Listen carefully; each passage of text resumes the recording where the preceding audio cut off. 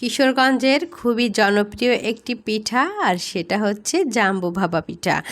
গরম পানির ভাপে তৈরি এই পিঠা নরম তুলতুলে এতটাই মজার, আর যে কেউই মাত্র 10 মিনিটে তৈরি করে নিতে পারবে এই জাম্বু ভাপা পিঠাটি।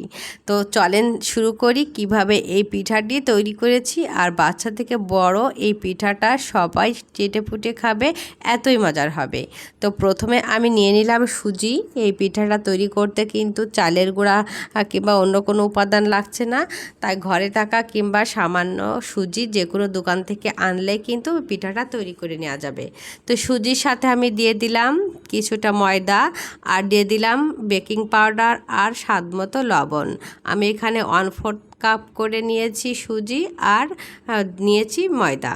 তো এবার আমি একটা কলা ছুলে দিয়ে দিলাম, তারপরে দিয়ে দিয়েছি এখানে গুড়।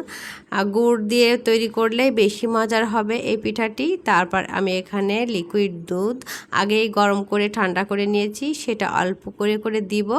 আর কলা থেকে শুরু করে সব কিছু খুব ভালোভাবে চটকে নেব। কাজটা হাতের সাহায্যে করলে খুব বেশি ভালো হবে। আর ভাপা পিঠা তৈরি করতে যেহেতু চালের গুঁড়া লাগে, আর এই সুজি দিয়ে তৈরি করা ভাপা পিঠা কিন্তু আপনি যখন ইচ্ছা তখনই তৈরি করে নিতে পারেন। তো আমি খুব ভালোভাবে হাতের সাহায্যে মেখে নিয়ে রেস্টে রেখে দিলাম। আর এই সময়ে তৈরি করে নিব হাঁড়ি। তো আমি এখানে হাঁড়িতে যেহেতু ভাপে বসাবো, তো আমরা সুপার শপে যে শপিংগুলো করে থাকি তেমনই একটা ব্যাগ দিয়ে আমি ছিঁড়ে এভাবে হাঁড়ির মুখটা বেঁধে উপরে একটু ঘি ব্রাশ করে দিলাম। চাইলে আপনারা তেল দিয়েও এটা ব্রাশ করে নিতে পারেন, তাহলে পিঠা দিলে খুব ভালোভাবে উঠে আসবে। ফিরে এলাম 10 মিনিট পরে। তারপর দেখেন আমার এই যে ডোটা কতটা সফট হয়েছে, আর এতটাই দারুণ হয়েছে ঢেকে রাখার কারণে সুজিটা অনেক বেশি ফুলে গেছে। তো আমি এদিকে জাল ধরিয়ে দিয়েছিলাম, আর পানের ভাপটাও শুরু হয়ে গিয়েছে। এবার উপরে দিয়ে দিলাম বেটারটা। খুব ভালোভাবে হাতের সাহায্যে আমি একটু ছড়িয়ে দিচ্ছি।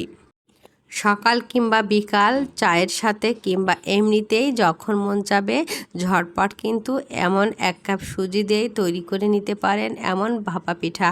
তো 10 মিনিট পরে ফিরে এলাম। তারপর আমি চেক করে দেখেছি ভেতরটা একেবারে কুকড হয়ে গেছে।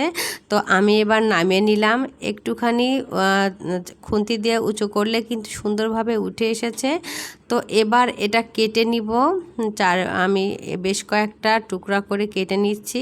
তো এত মজার হয়েছে, আর এতে যেহেতু কলা দিয়ে তৈরি করা, আর অনেক বেশি হেলদি, দুধ কলা সব কিছুর মিশ্রণ দিয়ে তৈরি করা, আর এটা কিন্তু বাচ্চার টিফিনেও দেওয়া যেতে পারে, আর বাচ্চারা কিন্তু খুবই পছন্দ করবে এমন ভাপা পিঠা।